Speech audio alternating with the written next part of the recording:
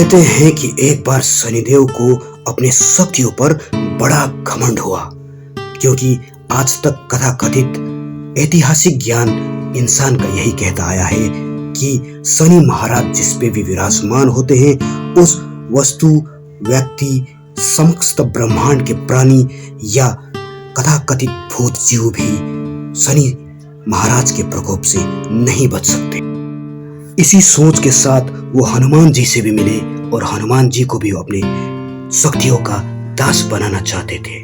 इसलिए अथंग प्रयास के बाद वो किसी तरह हनुमान जी के भाग्य, चेतना एवं अंतरात्मा में प्रवेश कर गए और उन्हें दास बनाने का प्रयत्न में जुट गए।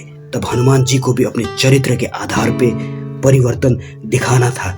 इसलिए हनुमान जी ने बड़े बड़े चट्टानों को अपनी पूंछ के सहारों से अपने सिर पे लादने लगे और वो बड़े बड़े पर्वतनुमा चट्टान जब हनुमान जी के भार को बढ़ाता गया तो वो दुख, तकलीफ और वो भार शनि महाराज पे भी प्रभावित होने लगे, क्योंकि शनि महाराज अब उनके चेतना, अवचेतना और अंतर आत्मा में विराजमान थे, स्वयं हनुमान जी पे विराजमान थे।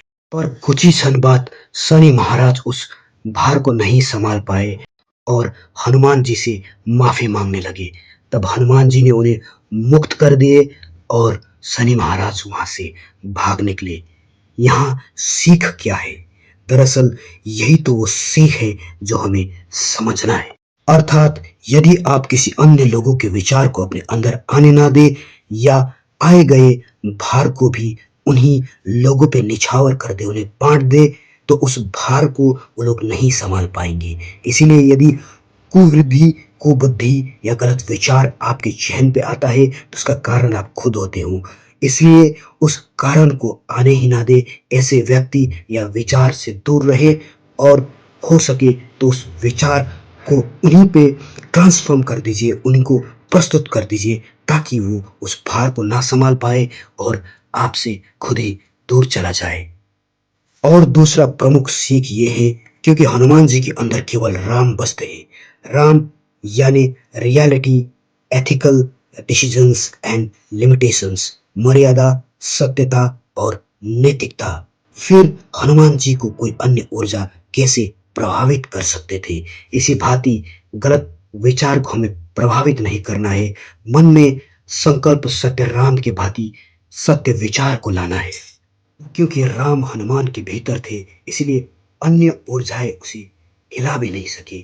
इसलिए यदि बुराई से लड़ना है तो अपना लक्ष्य, अपने नैतिक और अपनी प्रेरणा एकाग्र मार्ग के साथ चलिए।